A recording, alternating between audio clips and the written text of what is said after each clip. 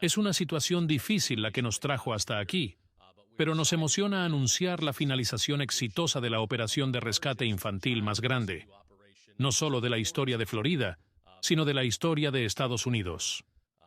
En 2 semanas, este equipo, gracias al trabajo colectivo de muchas agencias y del personal de las fuerzas del orden, rescató a 60 niños, niños que estaban en peligro crítico, muchas víctimas de trata y muchos niños desaparecidos. El fiscal general de Florida, James Mayer, anunciaba, rodeado de los jefes de las muchas agencias que han participado, que la operación Ojo de Dragón había sido todo un éxito. Y entraremos en esto en un minuto, pero antes echemos un vistazo rápido al conflicto en Oriente Medio.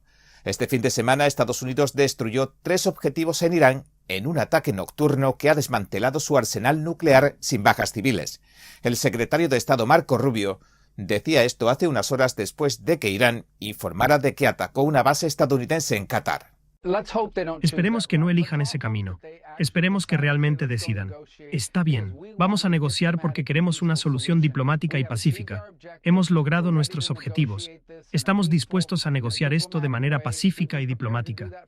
Ellos son los que se pusieron a jugar, como lo han hecho durante 40 años, como lo han hecho con varios presidentes. Trataron de jugar con el presidente Trump y ya ven lo que pasa. Este no es un presidente que se preste a jugar. Cuando dice que va a hacer algo, lo hará. Si quiere informarse en profundidad de lo que está pasando en las últimas horas, le dejo aquí un enlace al último programa de mi compañera Pachi Valencia, que hasta incluye una entrevista en exclusiva con uno de los asesores hispanos de Trump. Pero hoy hablaremos de la operación de rescate de niños más grande de la historia de Estados Unidos. Nos centraremos en el caso histórico que ha reabierto el FBI sobre los documentos clasificados y que muestran una injerencia de alto perfil en las elecciones de 2020. Hablamos de licencias falsas, TikTok, votos por correo y una orden de destruir archivos. Y además, Texas investiga a decenas de personas por presuntamente votar sin ser ciudadanos. ¿Qué está pasando con la transparencia electoral en Estados Unidos? Bien, entremos en materia. Tengo 3 hijos pequeños y he dejado claro que proteger a nuestros niños y mantener a Florida como el estado más seguro para formar una familia es nuestra prioridad número 1. Hoy es el resultado de cuán arduo trabajamos para cumplir esa promesa. Muchos de estos niños han pasado por situaciones dolorosas y desastrosas, pero al menos hoy los rescatamos y ahora podemos trabajar para que se recobren. El fiscal general de Florida, Mayer, agradecía así la colaboración y el liderazgo particularmente de los alguaciles y los fiscales especiales estatales con los que han recuperado 60 menores de entre 9 y 17 años en un tiempo récord de 2 semanas. Este grupo de trabajo multidisciplinario se planeó y ejecutó meticulosamente con 3 objetivos principales. 1. Recuperar a menores desaparecidos en riesgo. 2. Brindarles servicios esenciales y viviendas adecuadas. Y 3. Disuadir a los que se aprovechan de sus debilidades. Bill Berger, Marshal de Estados Unidos del Distrito Medio de Florida, también elogió los resultados que la operación ha llevado a cabo y que coordinaron sus alguaciles. Hace algunos años, Atlanta tuvo una operación similar que resultó en la recuperación de 30 niños en 6 semanas. Este esfuerzo fue una colaboración de, como dijo el fiscal, 20 agencias con más de 100 personas involucradas. Esta operación se centró en recuperar niños, pero debo decir que yo insistí en los arrestos, porque la experiencia nos dice que si no se detiene a los ofensores, volverán a contactar con estos niños. Son, en mi opinión, parásitos. Se ha arrestado a 8 personas. Se les acusa de delitos como trata de personas, poner en peligro a menores y posesión y tráfico de drogas. Y a algunos se le impusieron fianzas de hasta $250 millones. Nunca había oído algo así. La secretaria del Departamento de Niños y Familias de Florida, Taylor Hatch, aseguró que fue un esfuerzo conjunto en el que todos remaron en la misma dirección, pero que queda trabajo por hacer. Porque poner a un niño a salvo es solo el comienzo. Ayudarlos a sanar es el trabajo que sabemos que viene a continuación. Mark Glass, el comisionado de cumplimiento de la ley de Florida, indicó que la situación ha empeorado con los años y que ahora proliferan los traficantes de personas. Y por eso se hace importante que todos colaboremos en la medida de nuestras posibilidades. Los niños son un regalo precioso para nosotros y tenemos que protegerlos. Vamos a hacer todo lo posible para detener esto. Ahora voy a dar un pequeño aviso. Si ves algo, di algo. Siempre hablamos de esto. No importa lo que sea. Puede que no te parezca importante. Puedes estar en el supermercado. Puedes estar en tu vecindario. Esto no ocurre en las sombras. Esto ocurre a plena vista. Está justo frente a ti. Solo tienes que ver las señales. Puedes llamar a la línea directa contra la trata de personas, que es 1-855-FLASAFE-1206. Eso es 1-85-FLASAFE. También puedes visitar el sitio web de FDLE. Una vez que hagas esa llamada, respondemos de inmediato con la agencia local correspondiente. También queremos que llames al 911-1221. Sé que muchos piensan, bueno, tal vez no debería llamar. Bueno, si no estás seguro, llama a uno de esos dos números. Alguien acudirá a ayudarte. Varias de las menores rescatadas están embarazadas, según la CBS. Más allá de las fuerzas del orden, el éxito de la operación se basó en una sólida red de colaboradores en bienestar infantil y servicios sociales. Calhan Walsh, del Centro Nacional para Niños Desaparecidos y Explotados, también dijo que compartió información, investigaciones y análisis con las agencias federales, estatales y locales y las ONGs que han colaborado en el rescate de los 60 niños. Esto es más que un número. Representa decenas de vidas salvadas y es un poderoso testimonio de lo que puede lograrse mediante la comunicación, la colaboración y el intercambio de datos. Lee Burkle, el jefe de policía de Tampa, dijo también que cada uno de los 60 menores fugitivos desaparecidos y encontrados, y cada arresto, es más que una estadística. Por último, si no se ha dejado claro, cuando se trata de proteger a los más vulnerables, no hay fronteras entre agencias. Tampoco habrá refugio seguro para quienes les causan daño. Baker Behavioral Health, el mayor proveedor de salud pediátrica de la Bahía de Tampa, se encargará del cuidado de los menores. Tracy Kelly, su portavoz, agradeció al Departamento de Niños y Familias sus iniciativas para conceder viviendas seguras a los rescatados. A través de operaciones como esta, generamos conciencia sobre la trata de personas, responsabilizamos a quienes hacen daño y demostramos a los sobrevivientes que hay esperanza, gente que se preocupa, recursos disponibles y un futuro mejor. El fiscal general Uthmeyer concluyó diciendo esto. Es bueno encerrar a los malos. No hay nada más satisfactorio.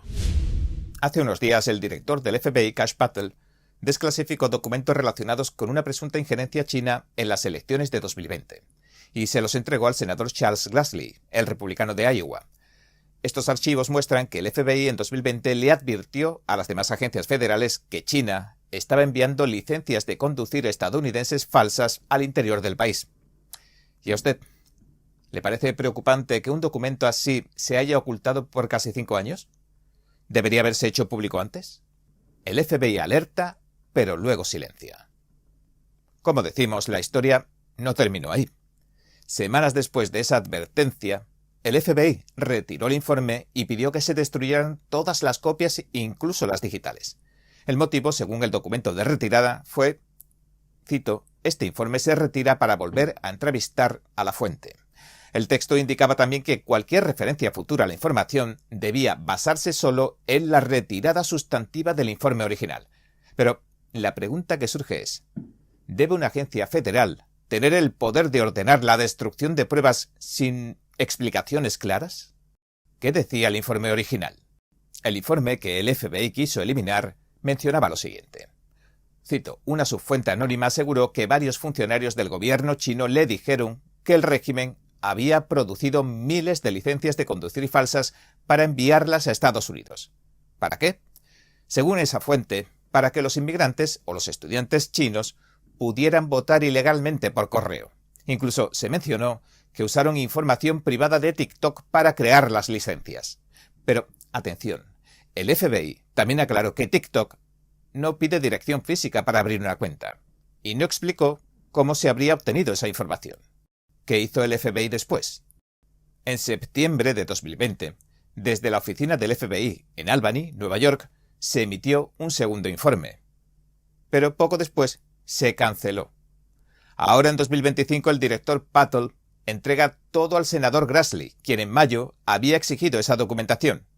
Según Patel, cito, las acusaciones eran alarmantes. Incluyen planes del Partido Comunista Chino, PCC, para facilitar votos por correo fraudulentos en Estados Unidos usando licencias falsas. Y aunque estaban bien fundamentadas, se retiraron las denuncias de forma abrupta y jamás se hicieron públicas. Trump reacciona. El presidente Donald Trump también reaccionó. Mientras instalaba mástiles de bandera en la Casa Blanca el 18 de junio, le dijo a los periodistas que emplearon esas licencias para votar en las segundas elecciones que ganó de forma aplastante. ¿Qué opina? ¿Es adecuado reabrir viejas investigaciones a la luz de los nuevos documentos? El senador Charles Grassley no se quedó ahí. Hace poco le escribió a Patel para pedirle más información porque... ¿Por qué se retiró el informe? Quiere saberlo. ¿Quién tomó esa decisión? También quiere saberlo. ¿Por qué se ordenó destruir los documentos y si todo esto cumple con las leyes de conservación de archivos? Y además añadió esto. El documento alega graves problemas de seguridad nacional. El FBI debe investigarlo a fondo. Las advertencias venían de antes. No es la primera vez que se habla de la injerencia china.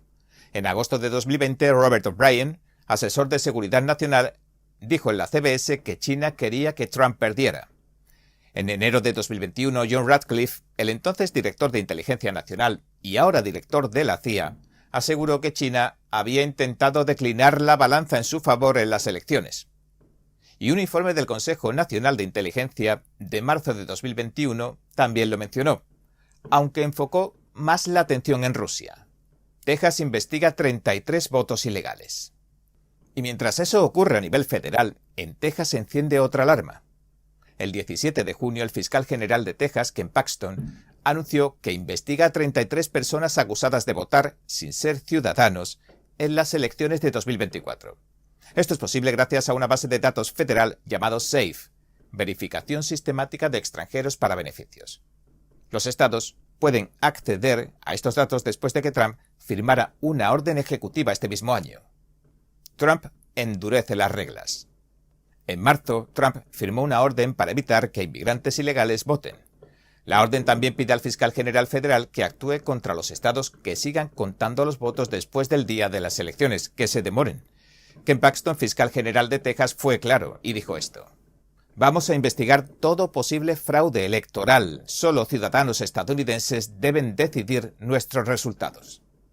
En mayo, el fiscal Paxton arrestó a 6 personas y entre ellas autoridades locales. Los acusa de una supuesta trama de compra de votos en el condado de Frio, Texas. Es decir, las alarmas se suceden. Desde documentos destruidos en 2020 hasta investigaciones activas en 2025, el sistema electoral de Estados Unidos está siendo puesto bajo el microscopio. ¿Son ciertas las acusaciones contra China? ¿Se protegió al sistema y se encubrieron fallas? ¿Y los casos en Texas? Lo que aquí se está poniendo a prueba en realidad es la credibilidad, confianza y transparencia de las instituciones que enfrentan una prueba clave. Y nosotros como ciudadanos tenemos derecho a saber todo, sin filtros, ¿no cree? ¿Piensa que se deben desclasificar todos los documentos relacionados con las elecciones? ¿O no? Bueno, me gustaría saber su opinión. Se informó que más de 1.500 ciudadanos iraníes han ingresado ilegalmente al país en los últimos años. ¿Sabemos cuántos de esos más de 1.500 han sido condenados por algún delito? Sí, no tengo el número exacto de condenas, pero más de 1.000 han ingresado. No sé si llega a los 1.500, pero sí, más de 1.000 han entrado a nuestro país. Y puedo decirle que estamos en alerta máxima, y todos están siguiendo eso muy de cerca. La fiscal general de Estados Unidos, Pam Bondi, y directora del Departamento de Justicia, declara que están en alerta máxima. ¿Por qué?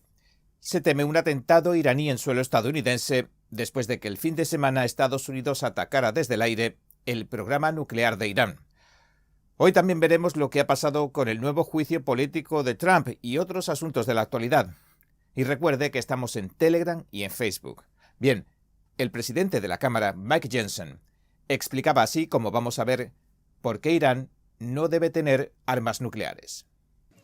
Es importante recordar de quién estamos hablando. Maldad es la palabra correcta. Irán es el país que más financia el terrorismo del planeta.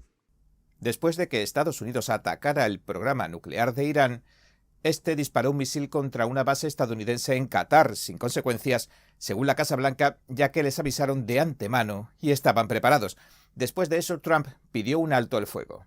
Ambos países llevaban más de una semana lanzándose ataques aéreos mutuamente, y aceptaron.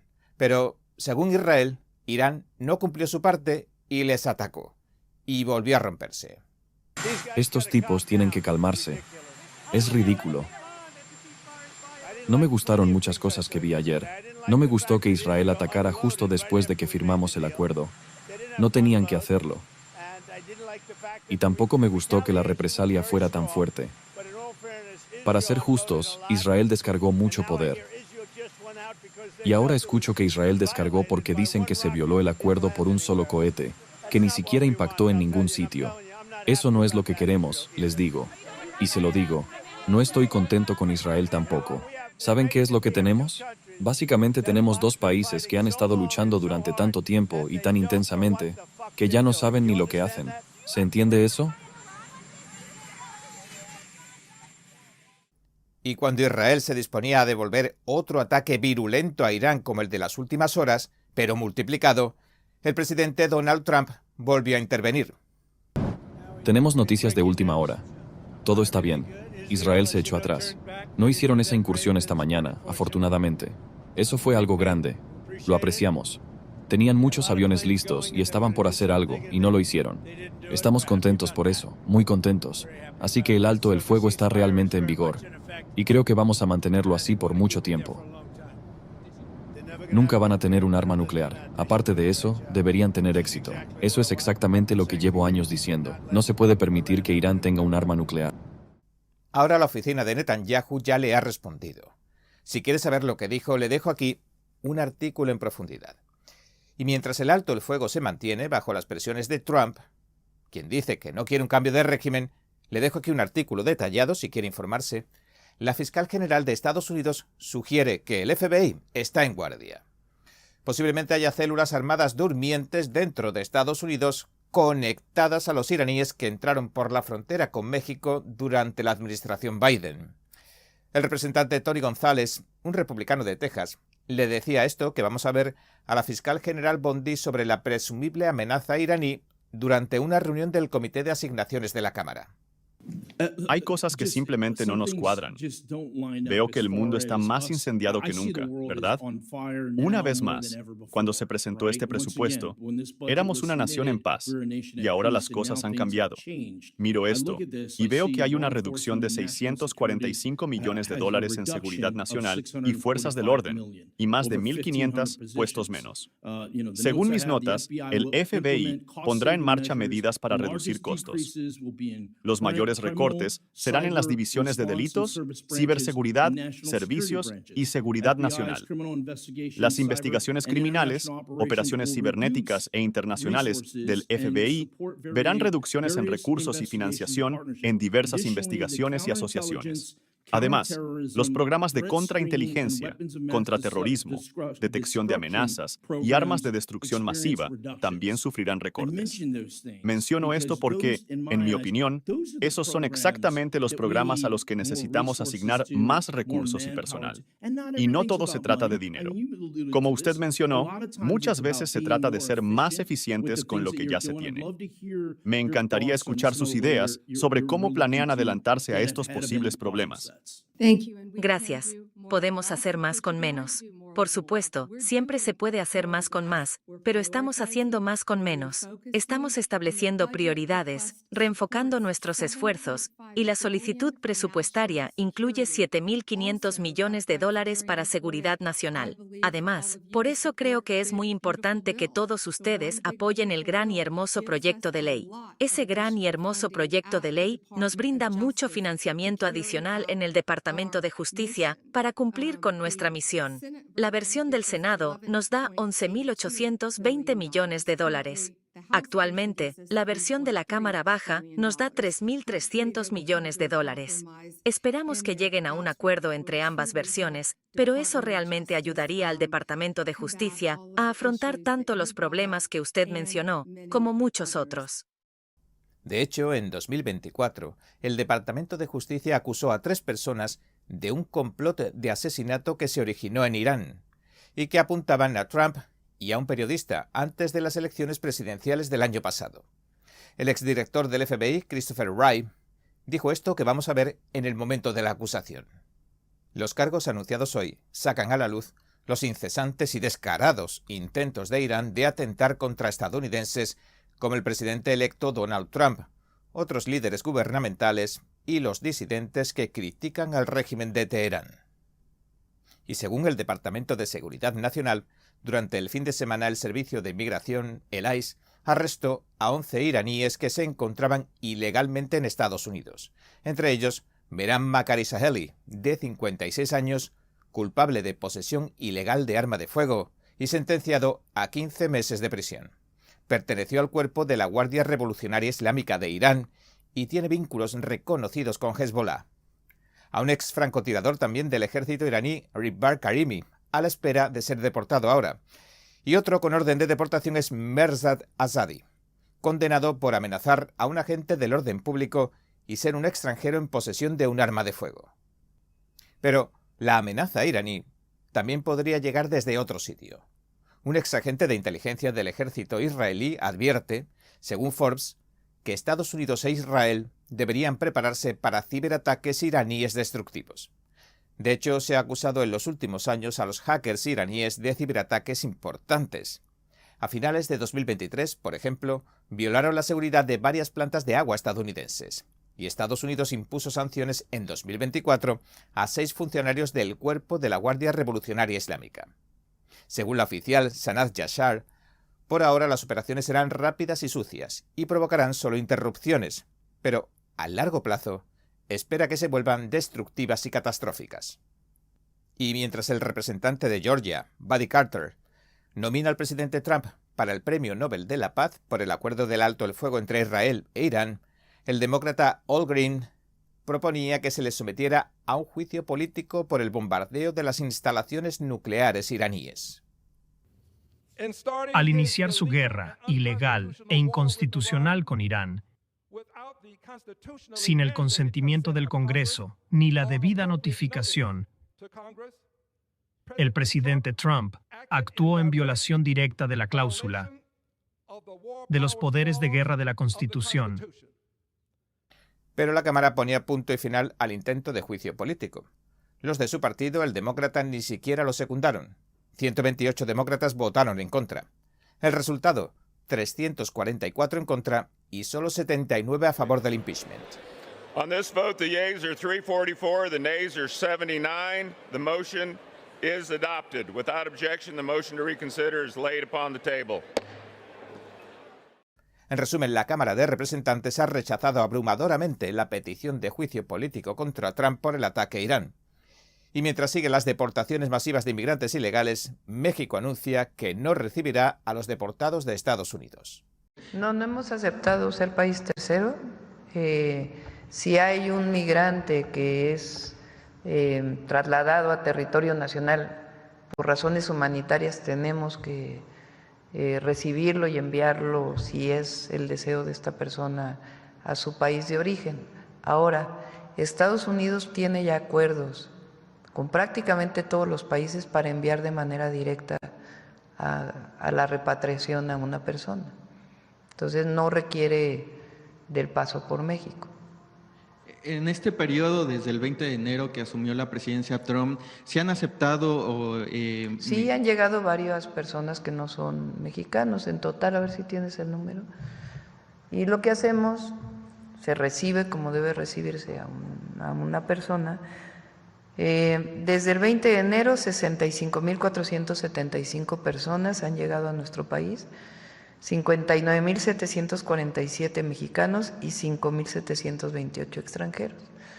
¿Qué se hace en estos casos? Se le recibe, se ve si quiere irse a su país de origen, si es así se les traslada y si no, pues se busca la manera de incorporarlos. La reacción de Sheinbaum ocurre después de que la Corte Suprema de los Estados Unidos aprobara el pasado lunes la posibilidad de las deportaciones rápidas. Es decir, el Supremo permitirá que la administración de Trump continúe deportando a inmigrantes indocumentados condenados por delitos a terceros países como Sudán del Sur, por ejemplo, incluso si no tienen conexión previa con ellos. Desde el 20 de enero, el día de la toma de posesión de Trump, México ha recibido más de 65.000 personas, de las cuales cerca de 60.000 son mexicanas y algo menos de 6.000 extranjeras. Trump busca acelerar la cantidad de deportaciones y detenciones para cumplir con su promesa de campaña de expulsar a los más de 11 millones de inmigrantes ilegales que viven en Estados Unidos. Sin embargo, las acciones del republicano han sido condenadas por organizaciones en defensa de los derechos humanos y expertos legales. Acusan a su gobierno de incumplir con el derecho al debido proceso. ¿Y usted qué opina? La administración Trump lo ha vuelto a hacer. Ha sorprendido a todos. En tan solo una mañana, 3 decisiones del Tribunal Supremo cambian el rumbo del país. Primero, un fallo histórico limita el poder de los jueces para bloquear políticas a nivel nacional. Segundo, los padres ahora pueden sacar a sus hijos de clase si se leen libros contrarios a su fe. Y tercero, la Corte abre la puerta a las deportaciones masivas bajo el TPS. ¿Qué significa esto para el futuro de la presidencia, la inmigración y la educación en Estados Unidos? Bienvenidos a En Primera Plana. Recuerde que estamos en Telegram y en Facebook. Y ahora entremos en materia. Bueno, este fue un gran acontecimiento, ¿no es así? Ha sido un veredicto importante, una decisión increíble, y nos ha hecho muy felices. Esta mañana, la Corte Suprema nos ha dado una victoria monumental a la Constitución, la separación de poderes y el Estado de Derecho. Ha anulado el uso excesivo de las medidas cautelares a nivel nacional, que interferían con el funcionamiento normal del Poder Ejecutivo. Han impedido que se bloquee el funcionamiento mismo de la presidencia. Eso es lo que hicieron. Y realmente ha sido un momento increíble, esta última hora. Hay personas eufóricas en todo el país. He visto tanta felicidad y entusiasmo. A veces eso no se ve, pero este caso es muy importante. En pocas palabras, la Corte Suprema ha dictaminado 6-3 que los jueces federales solo pueden conceder amparo a las personas o grupos que interponen una demanda en particular. Pero ya está. No puede emitir bloqueos universales, es decir, nacionales. No pueden extender esas decisiones para proteger a más personas. Si quieren hacerlo, tendrían que pasar antes por el proceso de convertir la demanda particular en una demanda colectiva. Y por lo tanto, los demandantes tendrían que superar también una serie de obstáculos procesales. Y también significa, por supuesto, tiempo. En otras palabras, esto pone fin de forma efectiva a la cuestión de las medidas cautelares que estaban emitiendo los jueces a nivel nacional y que frenaban la agenda del presidente Donald Trump. Bueno, le pone fin, aunque con matices, como veremos. Y también veremos cómo afectará al futuro del país. Fui elegido con un mandato histórico, pero en los últimos meses, un pequeño grupo de jueces radicales de izquierda ha intentado anular los poderes legítimos del presidente y evitar que el pueblo estadounidense disfrute de las políticas por las que votó en cifras récord.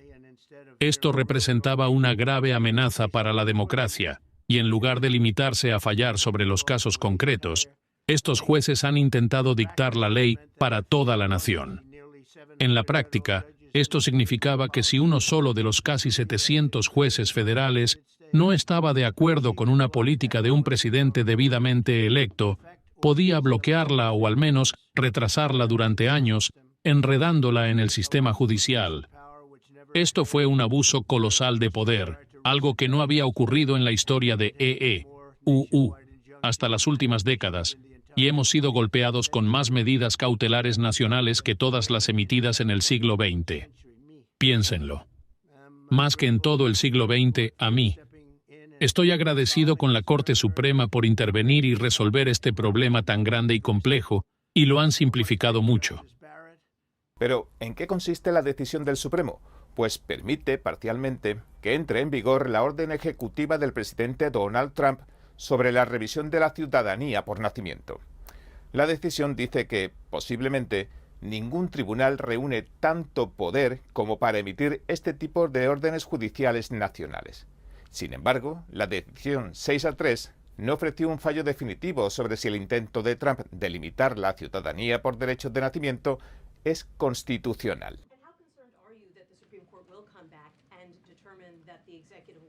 Tenemos mucha confianza en la Corte Suprema, pero, repito, es un litigio pendiente y la decisión la tomarán directamente en octubre, aunque indirectamente afecta a todos los casos del país. Pero estamos encantados con la decisión de hoy.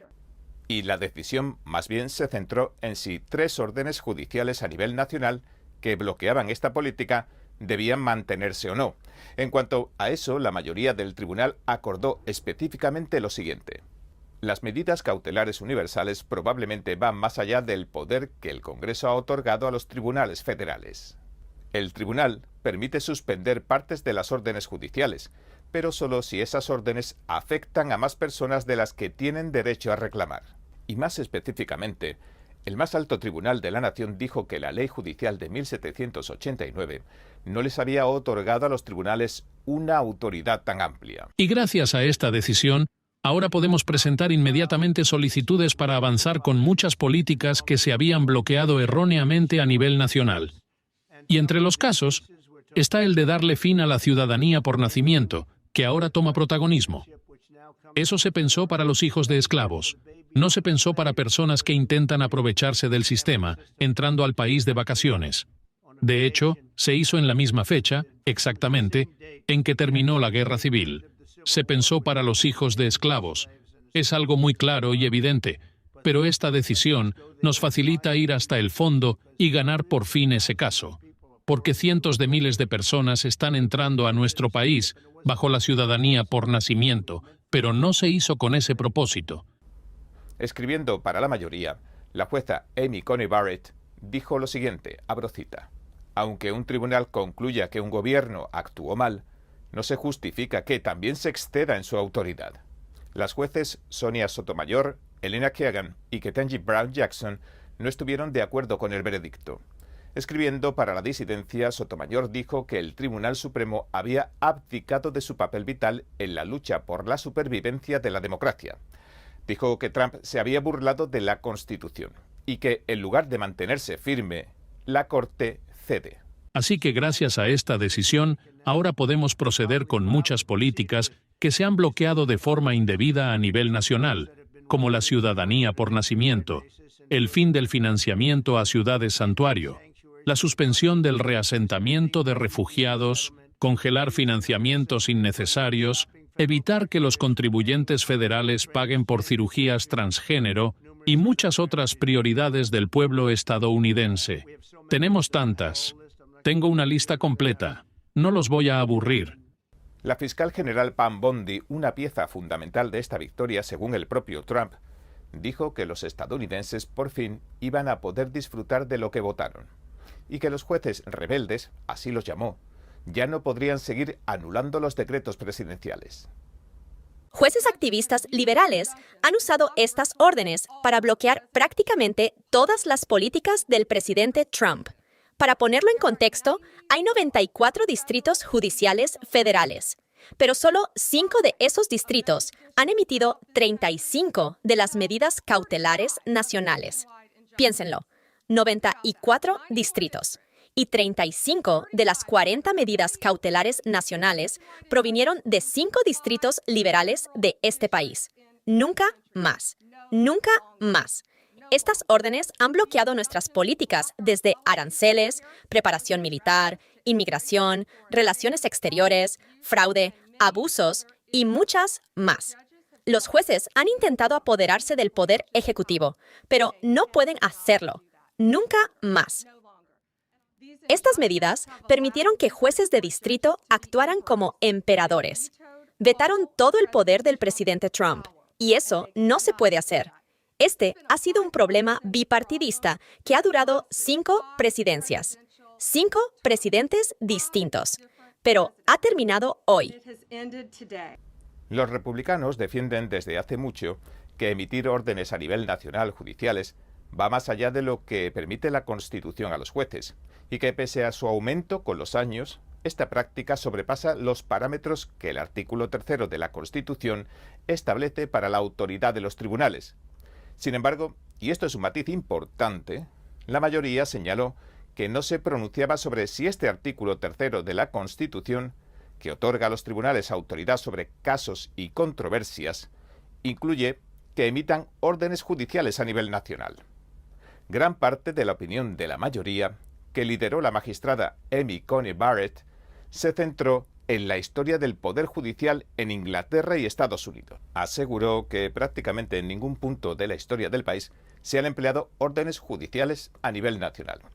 Y que, como no existieron en los siglos XVIII y XIX, eso demostraba que los jueces no tienen ese poder.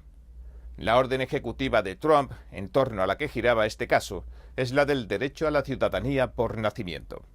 Trump ordenó que no se otorgara la ciudadanía automáticamente a los que nacen en suelo estadounidense en dos supuestos: cuando la madre reside ilegalmente en el país, o legalmente pero de forma temporal, como por ejemplo cuando alguien está de vacaciones.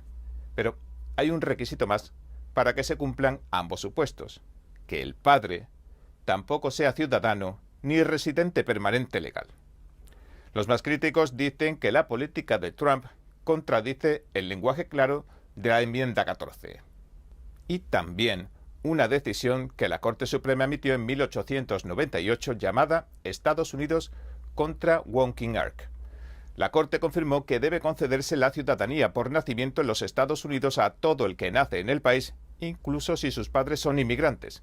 Pero la administración Trump no está de acuerdo con eso. Veamos de qué se trata en 30 segundos. La cuestión que se debate en este caso es una disposición concreta de la enmienda 14ª, que dice lo siguiente: todas las personas nacidas o naturalizadas en los Estados Unidos y sujetas a su jurisdicción, ojo, sujetas a su jurisdicción, son ciudadanos de los Estados Unidos y del estado en que residen.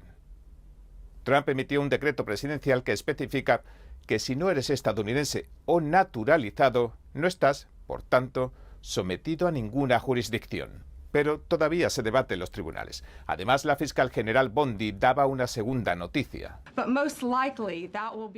Como escucharon, acabamos de ganar el caso de los libros transgénero, lo cual es un gran triunfo.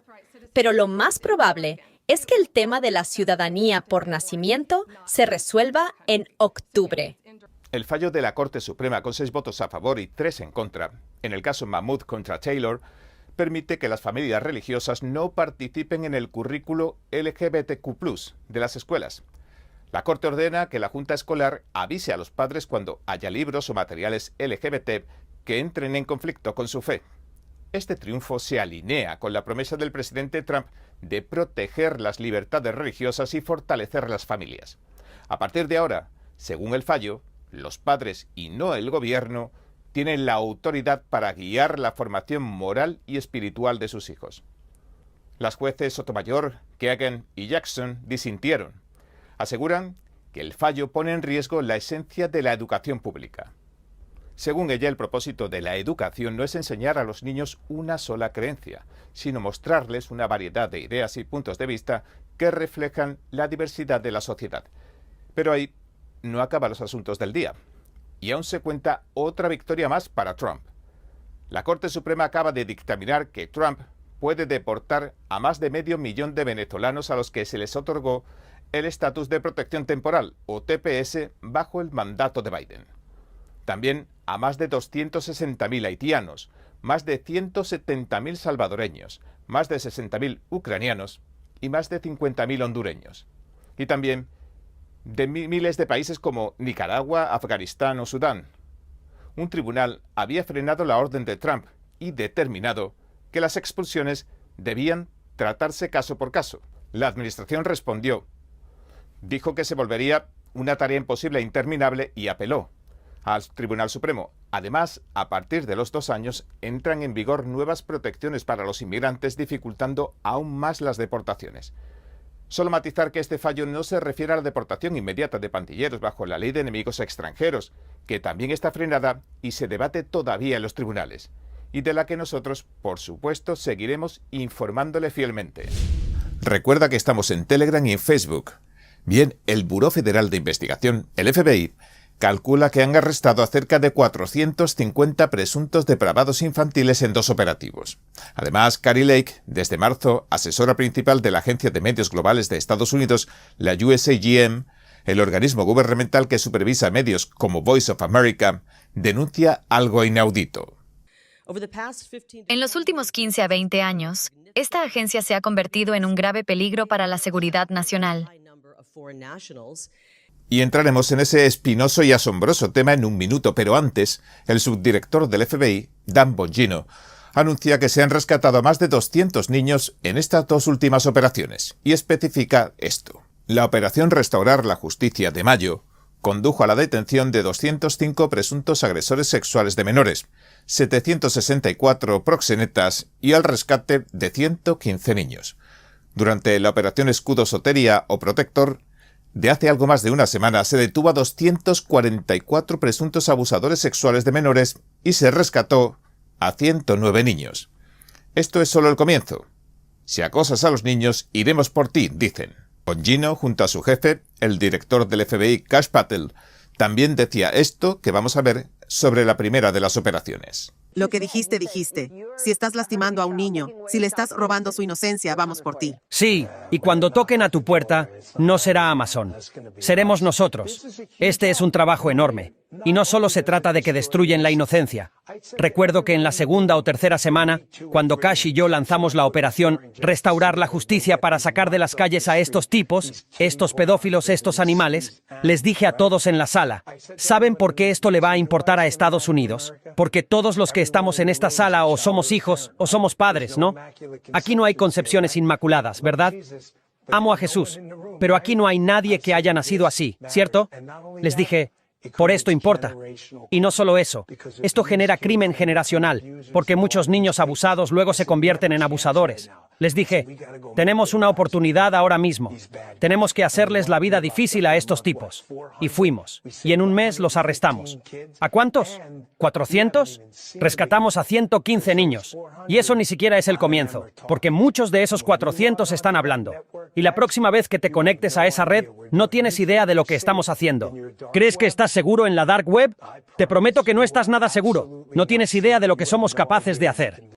Y en este mismo comunicado añadió que el FBI está avanzando en varios casos de alto perfil como el del encubrimiento de información sobre la COVID-19 o la filtración de la opinión de la Corte Suprema de 2022 que revocó la decisión sobre el aborto en el caso Roe contra Wade. Y las bombas caseras, por ejemplo, también que se dejaron fuera de la sede del Comité Nacional Republicano y Demócrata en Washington el 5 de enero de 2021. Bongino también habló de los disturbios de Los Ángeles. Abro cita. Hemos detenido, encarcelado y deportado a miles de inmigrantes ilegales. Muchos de estos inmigrantes ilegales tenían antecedentes penales extremadamente violentos. Les dijimos que los disturbios no nos iban a frenar, y no lo han hecho. Estamos totalmente comprometidos con la causa. Dijo que hasta el momento se han realizado más de 700 arrestos en coordinación con agentes estatales y federales por las protestas contra las actividades de inmigración y control de aduanas de las últimas semanas. Y hay nuevas iniciativas. Bongino habla de una ofensiva nacional contra los delitos violentos de verano para reducir así la tasa de homicidios en Estados Unidos. La idea es, al mismo tiempo, modernizar los procesos de contratación de la oficina para incluir requisitos de aptitud física. Lo explicó así. Estamos eliminando la DEI, diversidad, equidad e inclusión, y haciendo que el FBI vuelva a sus raíces, perseguir criminales y terroristas. Y sobre algunos casos de alto perfil dijo esto. El FBI también se mantiene hipervigilante para proteger la patria, dado el clima global actual, mientras tratamos con investigaciones relacionadas con los disturbios, los asesinatos de Washington, D.C., el atentado de Palm Springs, el ataque de Boulder, los asesinatos de Minnesota y nuestro trabajo diario de casos. El mes pasado incluso habló de volver a examinar algunos otros casos de alto perfil, alegando que al pueblo le preocupan. En el momento en que Kash y yo asumimos el cargo, nos dimos cuenta de que lo primero que teníamos que hacer era recuperar la confianza del público.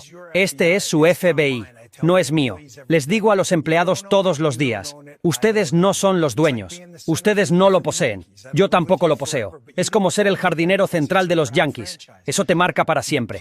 Pero tú no eres el dueño de los Yankees, es una institución con historia. Esta agencia ha sufrido un golpe reputacional, no hay duda de eso. Hubo muchas personas que actuaron mal, una de ellas todavía anda por ahí, causándonos muchos problemas. Así que teníamos que arreglar eso y recuperar la confianza del público. Una forma de hacerlo es con casos de interés público que realmente importan. Por ejemplo, se colocaron 2 bombas caseras el 6 de enero. Nos dijeron actores políticos que eso fue una insurrección, que el mundo se iba a acabar, pero a nadie parecía interesarle ese caso. En cuanto entramos, puse a un equipo a trabajar en eso y dije, quiero respuestas. Y estoy bastante seguro de que estamos cerca de algunos sospechosos. Lo tenemos. Y por cierto, cuando uso redes sociales en estos casos, no es por accidente. Yo no hago nada por accidente. Cada vez que publico un tuit, recibimos pistas. Recibimos una pista fascinante en uno de estos casos, en uno de los 3. No diré cuál, pero estoy bastante seguro de que vamos a resolver uno pronto, con suerte. Y luego está el caso de la cocaína en la Casa Blanca. Vi a alguien en redes sociales decir que no les importa el caso, lo cual está bien. Todo el mundo tiene derecho a opinar. Nosotros trabajamos para ustedes. Pero que no me importa ese caso. Sí me importa. Fui agente del servicio secreto. Una sustancia potencialmente peligrosa entró a la Casa Blanca. Y nadie parece saber cómo llegó ahí. Y nadie parece haberla investigado a fondo. ¿En qué planeta vivimos si eso no es de interés público? En sus publicaciones, Bongino, sin embargo, no menciona nuevas informaciones sobre la muerte del traficante sexual Jeffrey Epstein, a pesar de haber indicado a principios de este año que el FBI publicaría más información. Junto con Bongino, el director del FBI, Kash Patel, ha declarado en apariciones en los medios que la evidencia demuestra que Epstein se suicidó en una celda en 2019. Por el contrario, el propio hermano de Epstein, Mark Epstein, ha declarado que podría haber sido asesinado. Y ahora pasamos a Kari Lake. Lo prometido es deuda. El presidente electo Donald Trump le llamó en diciembre y le pidió que ayudara a reformar la Agencia de Medios Globales de Estados Unidos, la USAGM, y Voice of America, la BOA, y aceptó. Me sentí honrada y con muchas ganas de ayudar a estas instituciones a contar la historia de Estados Unidos al mundo. Pero en pocos días, como asesora principal, me quedó claro que la reforma era casi imposible. La agencia era ineficiente, mal gestionada, profundamente corrupta, con un fuerte sesgo político y, sinceramente, una amenaza para la seguridad nacional.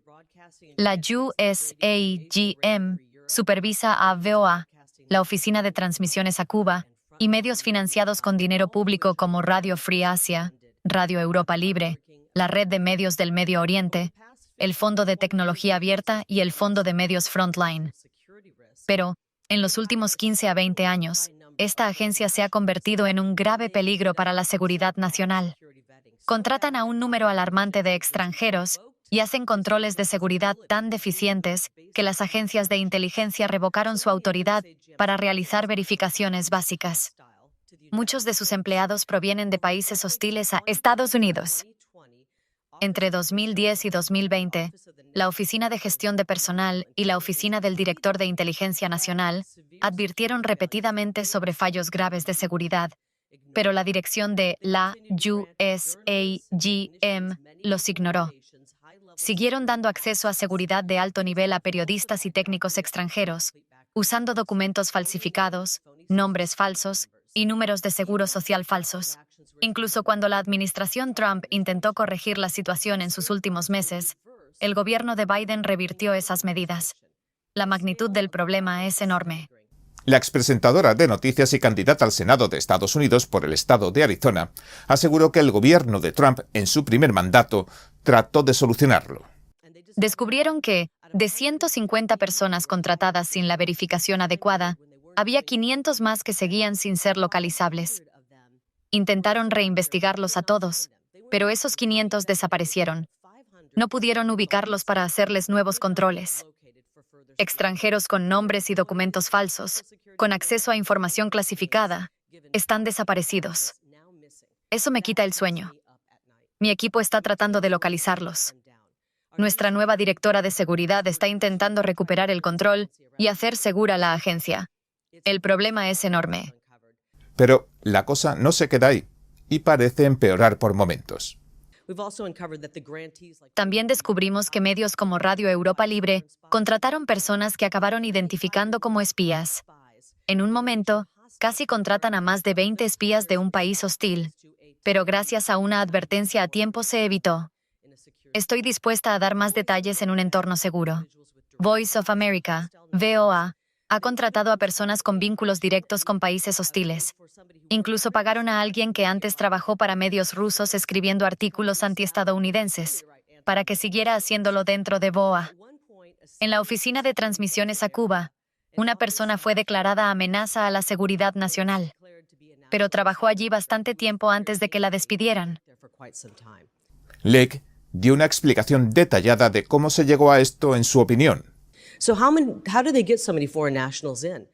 ¿Cómo entraron tantos extranjeros? Abusaron del programa de visa J1, diseñado para intercambios culturales, no para periodistas. Ese abuso creó lagunas y desplazó a los trabajadores estadounidenses. BOA también violó su mandato de ser una fuente de noticias confiable y objetiva, mostrando sesgos políticos y mensajes antiamericanos.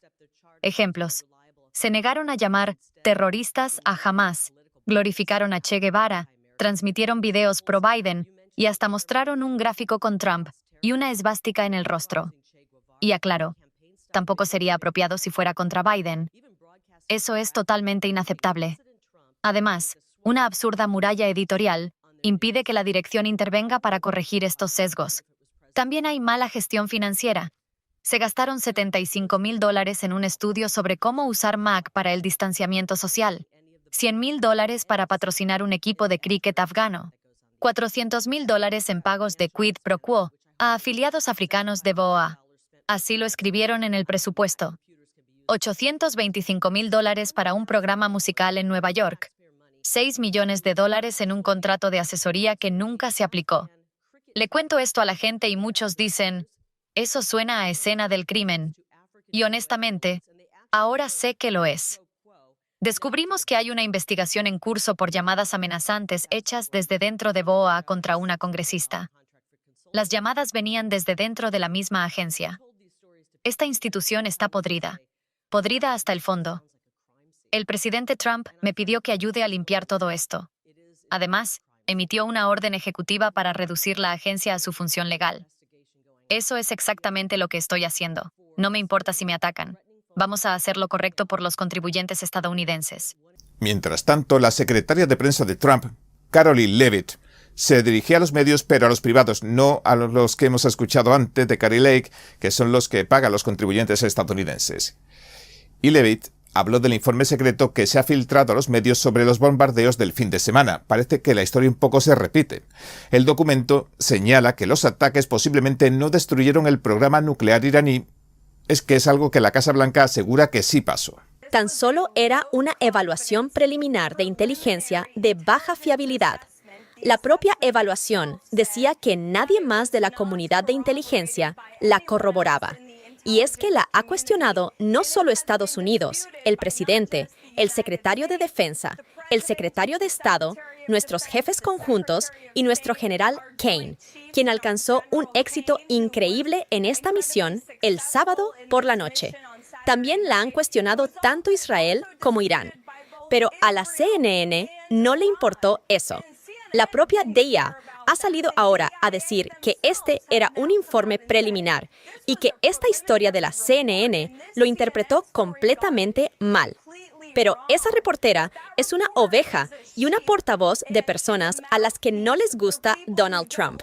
Y solo le dio una hora a la Casa Blanca para responder. Y ese es, otra vez, el mismo manual que hemos visto usar a los medios de noticias falsas una y otra vez. Pero esta historia ya la han desacreditado ampliamente, no solo Estados Unidos, sino también Irán e Israel. También dijo que descubrirán quién filtró este informe secreto preliminar, ya que solo un número muy reducido de personas pudo hacerlo.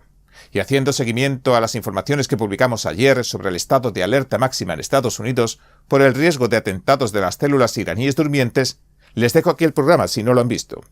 El director interino del ICE, Todd Lyons, dice que su agencia se centra en detener amenazas procedentes del extranjero, que sigue así.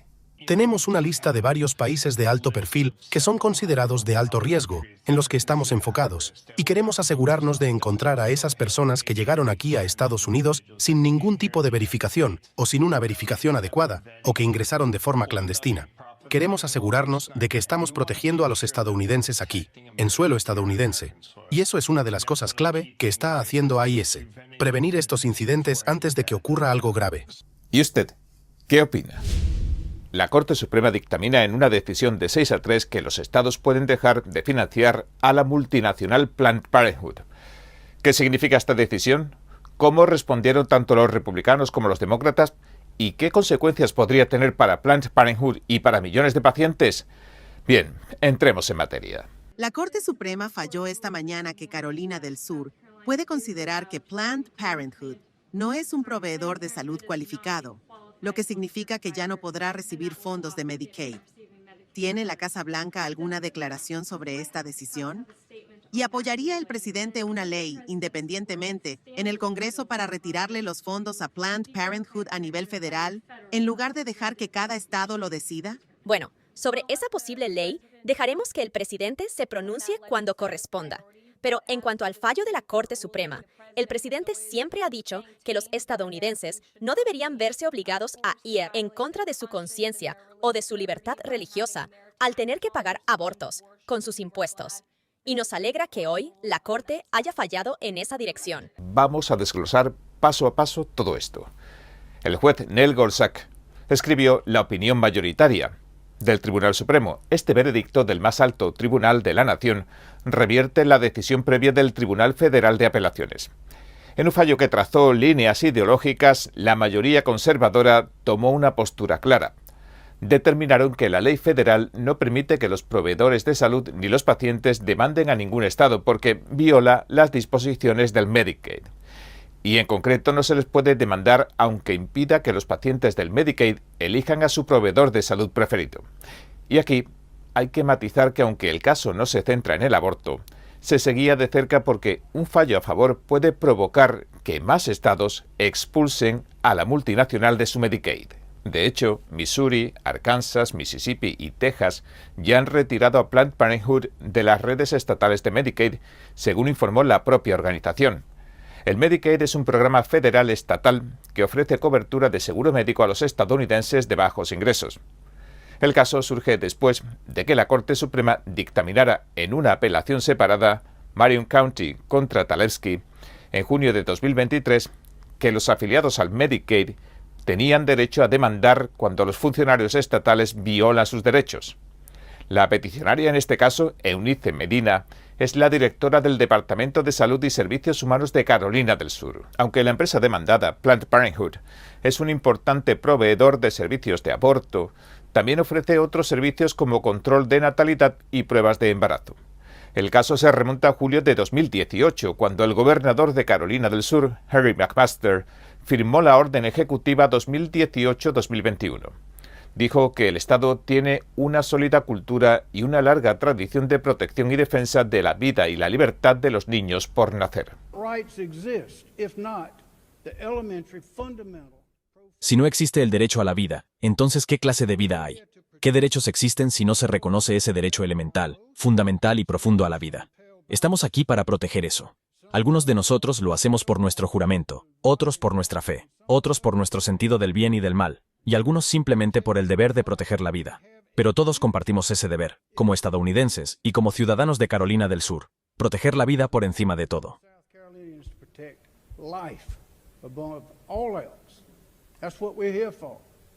La orden ejecutiva ordena a los funcionarios de salud estatales que empezaran a considerar que las clínicas de aborto no están cualificadas para brindar servicios de planificación familiar.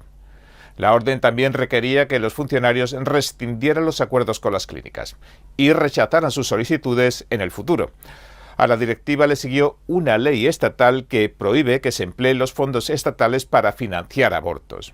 Por eso, hemos visto al principio del vídeo cómo le preguntaban a la portavoz de la Casa Blanca si el presidente Trump se plantea hacer lo mismo pero a nivel federal. El tiempo lo dirá, solo el tiempo lo dirá. El gobernador McMaster también publicó esto. Hace 7 años, tomamos la decisión de proteger la santidad de la vida y defender la autoridad y los valores de Carolina del Sur. Y finalmente vencimos. El tribunal más alto ha reafirmado mi orden ejecutiva que prohibía emplear dinero de los contribuyentes para pagar a proveedores de abortos como Planned Parenthood. La cuestión central del caso radicaba en lo siguiente. ¿La ley del Medicaid otorga de forma clara un derecho privado a los pacientes per se? Es decir, ¿puede un beneficiario del Medicaid elegir a un proveedor de salud específico? Previamente, el Tribunal de Apelaciones del Cuarto Circuito había fallado en contra del Estado. Pero la disputa empezó antes, cuando Planned Parenthood, South Atlantic y Julie Edwards, una de sus clientes del Medicaid, demandaron a Carolina del Sur ante un tribunal de distrito federal. Dijeron que el Estado había violado el derecho civil que poseen los clientes a elegir un proveedor cualificado según la ley federal. Luego, Carolina del Sur respondió. Dijo que la disposición de proveedores cualificados no les concede, en virtud de la ley, ningún derecho a demandar al gobierno por supuestas violaciones de derechos civiles. El Tribunal de Distrito y luego la Corte de Apelaciones le dieron la razón a la demandante, que ahora le ha retirado la Corte Suprema. Y este no es el primer golpe que recibe durante el segundo mandato del presidente Donald Trump, la multinacional. Según The Guardian, el grupo informó que al menos 20 clínicas cerraron o lo harán posiblemente en 2025 debido a los recortes federales de su administración. En abril, Planned Parenthood de Michigan anunciaba el cierre de 3 clínicas y un recorte del 10% de su personal ante, dijo, las amenazas históricas y los recortes a la financiación federal. Y es que Planned Parenthood ya ha advertido que un recorte de fondos federales podría, 1, eliminar 1 de cada 4 negocios de abortos en todo el país, que no es poco. 2, provocar cierres en cadena en estados donde el aborto es legal, incluso ahí. Y 3, causar el cierre del 75% de sus negocios que ofrecen abortos solo en 12 estados. Y en el Congreso, el proyecto de ley fiscal único y hermoso de los republicanos, que ya ha aprobado la Cámara y está ahora revisando el Senado, incluye también una disposición demoledora para Planned Parenthood. También prohibiría contratar a la multinacional para cualquier otro servicio de salud, que no fueran los abortos. Si el proyecto de ley fiscal se aprobara tal y como está, solo Planned Parenthood de Gran Nueva York perdería alrededor de $20 millones y se vería obligada a cerrar clínicas, según nos cuenta Wendy Stark, su presidenta y directora. Muchas de las personas que acuden a nosotros están en situaciones imposibles. No puedo llamarlas decisiones, porque no lo son, ¿verdad? Están en situaciones límite. Comprar comida, o pagar un medicamento, pagar el alquiler, o continuar con su atención de afirmación de género. La crueldad es parte del objetivo, pero gracias a su apoyo, nuestros pacientes no tienen que enfrentar esas decisiones imposibles. Reciben atención médica y pueden enfocar sus recursos en sus familias, su educación, sus sueños y aspiraciones. Sí, los tiempos son difíciles y se van a poner más difíciles. No hay manera de evitarlo. Según el Instituto Lozier, su informe fiscal 2023-2024 indica ingresos totales de unos 2.026 millones, con un superávit de apenas 27,4 millones, muy inferior al superávit de 178, casi 180 del año anterior. Los pacientes disminuyeron, pero aumentó la financiación del gobierno más de lo que lo hicieron el número de abortos. En ese mismo periodo, las donaciones privadas también bajaron un 31%, en casi 700 millones, mientras que los fondos públicos de subvenciones y del Medicaid alcanzaron 792 millones, un 39% del total de los ingresos. Así que estamos hablando de posibles pérdidas de una envergadura enorme. Si más estados decidieran seguir el ejemplo de Carolina del Sur, sería catastrófico. En resumen, no hay apelación posible ante la Corte Suprema. Sin embargo, si a un paciente le niegan atención en Planned Parenthood, todavía podría presentar una queja o pedir una revisión dentro del mismo programa del Medicaid del Estado. Es decir, aún hay formas de reclamar, aunque no se pueda apelar ante la Corte Suprema y tampoco ofrezca muchas garantías de éxito. Mientras tanto, el caso ya se ha devuelto a instancias inferiores para su ejecución, para que lo pongan en marcha.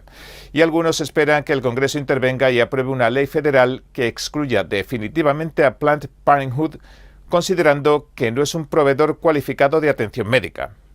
La representante Mary Miller enviaba este mensaje que vamos a ver después de que se revocara Roe contra Wade en 2022. Up to 90% of women seeking an abortion Hasta el 90% de las mujeres que buscan un aborto y ven una ecografía de su bebé cambian de opinión y eligen la vida. La decisión Dobbs puso fin a la mayor violación de derechos humanos de nuestra época, pero nuestro trabajo apenas comienza. Los republicanos estamos listos para apoyar a las mujeres que enfrentan embarazos en crisis, no solo con palabras, sino con acciones. Por contra, la senadora demócrata Patty Murray respondía así a la sentencia del Supremo. No vamos a dejar de denunciar estos ataques. No vamos a dejar de luchar para restaurar y ampliar el acceso al aborto en todo el país. No vamos a dejar de amplificar las voces de las mujeres en todo Estados Unidos. Y vamos a seguir iluminando con fuerza y claridad el daño que los republicanos están causando con su extremismo antiaborto. Estamos en esta lucha. No vamos a parar. Bien, y por último, me gustaría que viéramos unas pinceladas para recordar cómo nació la multinacional Planned Parenthood. Hace mucho, en 1957, Mike Wallace entrevistó a su fundadora, Margaret Sanger, quien defendía ideas eugenésicas. La eugenesia es una teoría pseudocientífica que promueve mejorar la raza humana controlando la reproducción, y muchas veces con criterios clasistas, racistas o capacitistas. Decía que el control de la natalidad era una herramienta para prevenir lo que llamaba la multiplicación irresponsable. ¿Cree usted en el pecado? Y cuando digo cree, no me refiero a creer en cometer pecados. ¿Cree que existe algo como el pecado? Bueno, creo que el mayor pecado en el mundo es traer niños al mundo que heredan enfermedades de sus padres, que prácticamente no tienen ninguna posibilidad de ser verdaderamente humanos. Delincuentes, prisioneros, todo este tipo de cosas ya les quedan marcadas desde que nacen. Para mí, ese es el mayor pecado que una persona puede cometer. ¿Y usted qué opina? Bien, este ha sido nuestro informe de hoy. Si le gustó, por favor no olvide darle a me gusta, suscribirse y compartirlo. Gracias por ver En Primera Plana. Nos vemos mañana. Enfóquese en la belleza, muestre la naturaleza, comparta la bondad, sienta la rectitud. 2025, el 5º concurso internacional de fotografía de NTD. Capture los momentos más hermosos a través de su arte. Sus obras se exhibirán en galerías y en múltiples plataformas en línea, para que el público las admire y las coleccione. Visite foto.ntdtv.com. La pintura al óleo tradicional, inspirada en lo divino, genera compasión. Las obras de arte creadas en la verdad y la belleza iluminan el camino hacia la bondad. Redescubra el arte tradicional, reviva la cultura clásica.